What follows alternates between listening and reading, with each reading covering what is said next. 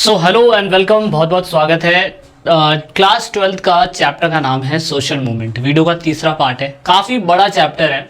सामाजिक आंदोलन से संबंधित पूरा कुछ सोशोलॉजी के इस चैप्टर में खोल खाल के रख दिया एग्जामिनर ने। दो पार्ट हमने पहले से अपलोड करे हुए थे, ये वीडियो का तीसरा पार्ट है। इस सिनेरियो के अंदर काफ़ी डिटेल में बात करी गई है और डिटेल में मैं मतलब मोस्ट वो चीज़ें कवर करने की कोशिश करूंगा जो आपकी अंडरस्टैंडिंग को डेवलप कर सके और पेपर के अंदर आपको याद रहे, क्योंकि इसमें बहुत सारी ऐसी चीज़ें हैं जो हमें खामी खा दी गई है। तो हमें सारा कुछ नहीं पढ़ना है, बेसिक पढ़ेंगे, अच्छा पढ़ेंगे और सही तरीके से पढ़ेंगे ताकि आपको कोई दिक्कत ना आए समझने में। वीडियो के पहले और दूसरे पार्ट नहीं देखे हैं तो आपको ये तीसरा पार्ट देखने का कोई हक नहीं है। जाके पहले हम दोनों को वॉच करिए, देन इस वीडियो के इस पार्ट को समझिए। Let's talk with this. अब हम बहुत आगे चलेंगे क्योंकि हमने डायरेक्टली वीडियो के तीसरे पार्ट को स्टार्ट करना है।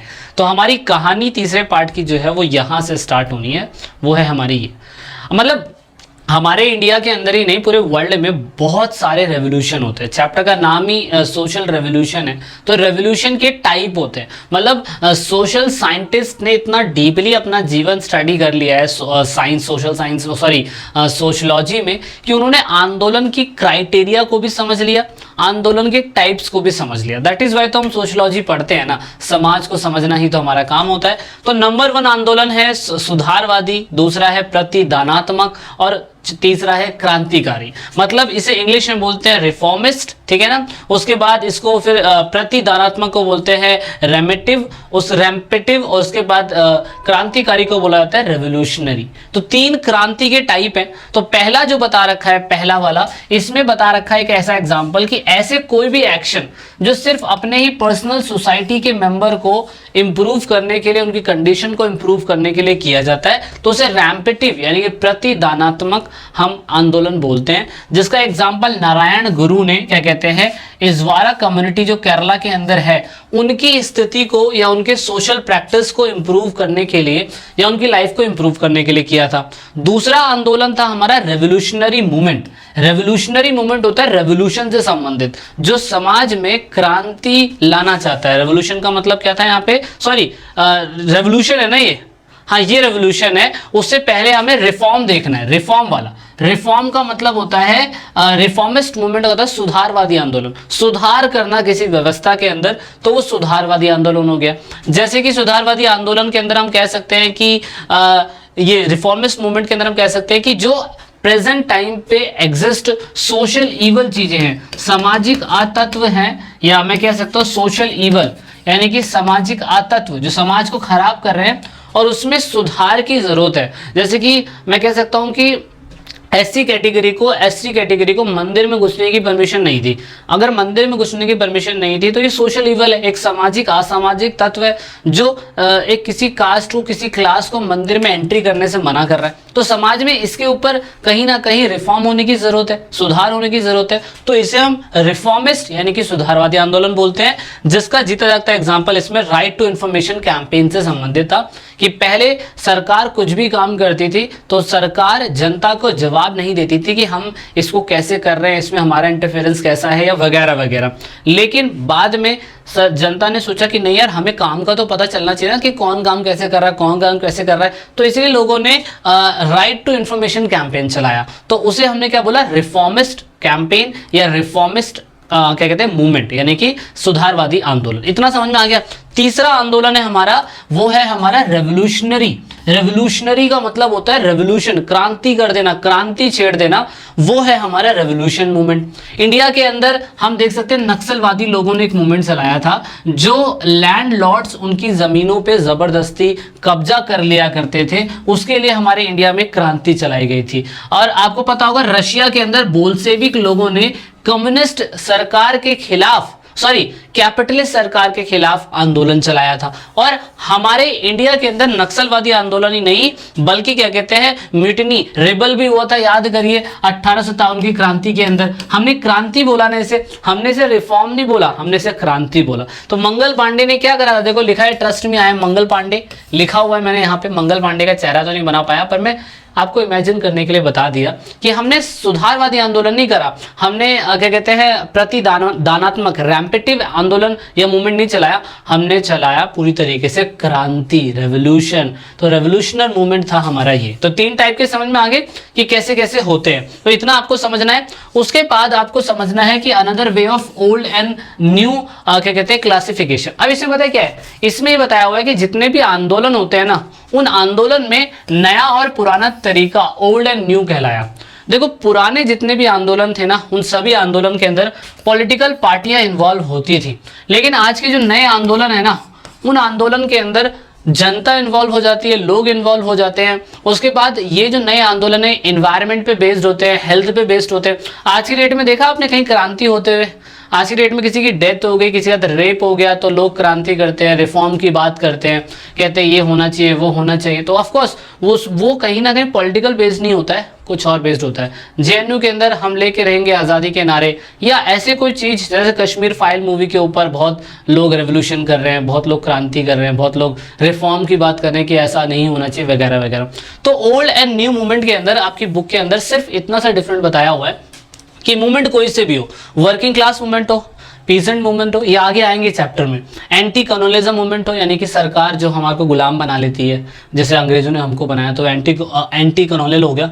क्लास एंड कैश बेस्ड हो गया, कैश कह रहा हूँ, क्लास बेस्ड मूवमेंट हो गया, नेशनल लिबराइजेशन मूवमेंट हो गया। ये सारे के सारे न्यू और ओल्ड तरीके हो गए। अब ओल्ड तरीका मैंने आपको बता दिया कि ओल्ड तरीका वो होता है जिसमें क्या कहते हैं, हम लोग सरकार के खिलाफ, सरकार का इन्वॉल्वमेंट होता है और हम पूरी तरीके से कैंपेन चलाते हैं, जिसमें हम सरकार के शासन व्यवस्था के, सरकार खुद कहती है कि शासन व्यवस्था खत्म होनी चाहिए वगैरह वगैरह। जैसे कि हम कह सकते हैं कि नेशनल मूवमेंट के अंदर हुआ था कि मतलब अब इसमें इसके टाइप बता दिए इस वाले चीज़ों के, कि वर्किंग क्लास मूवमेंट क्या हो गया, किसान मूवमेंट क्या हो गया, एंटी कॉलोनियलिज्म मूवमेंट क्या हो गया, क्लास बेस्ड मूवमेंट क्या हो गया। मूवमेंट के टाइप है इसके अंदर बेसिकली।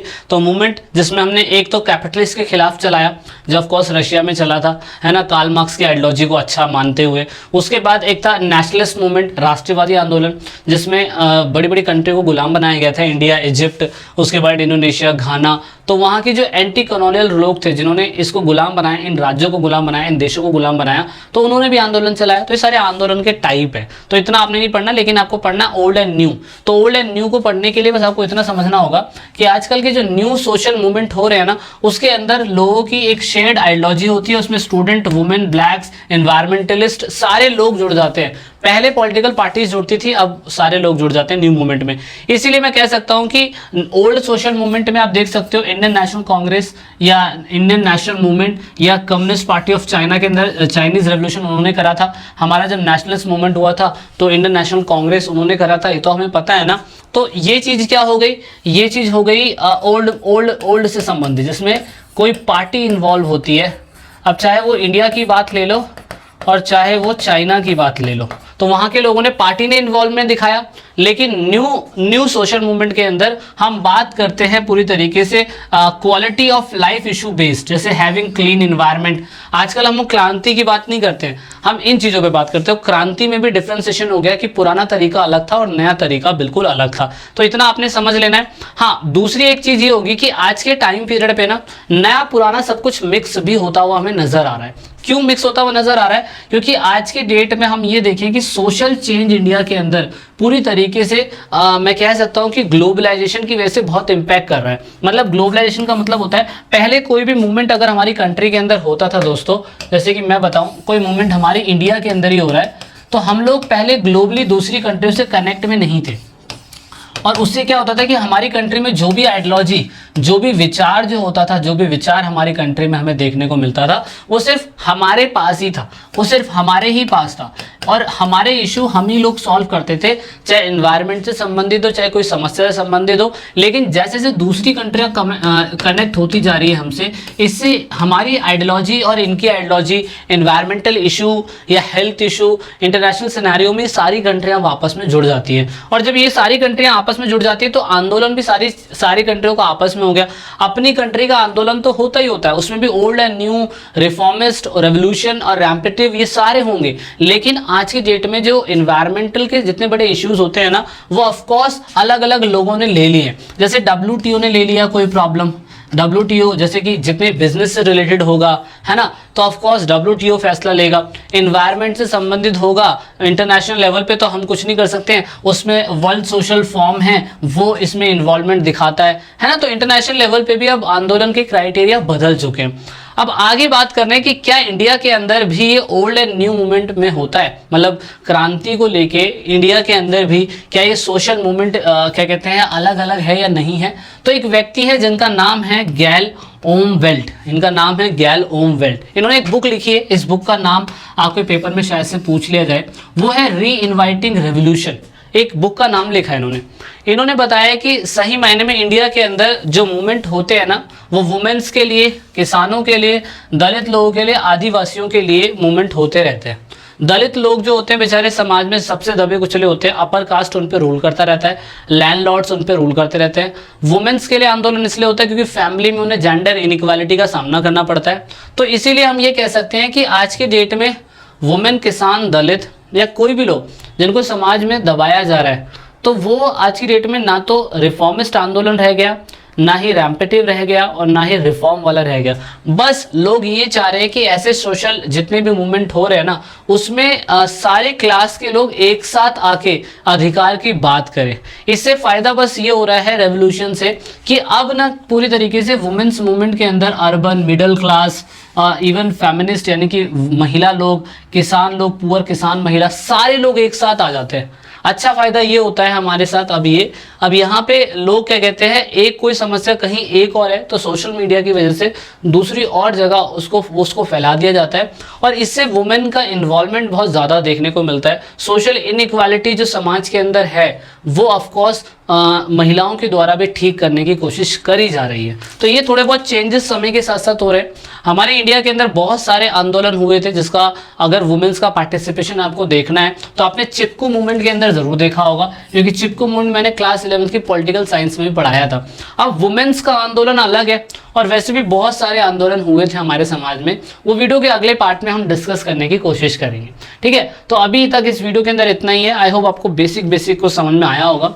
तो वीडियो को ज़रूर आप रिस्पॉन्स दीजिएगा, लाइक शेयर सब्सक्राइब करके ज़रूर बताइएगा वीडियो कैसी लगी। जब तक के लिए जय हिंद, जय भारत, वंदे मातरम, भारत माता की जय। This is it in this video.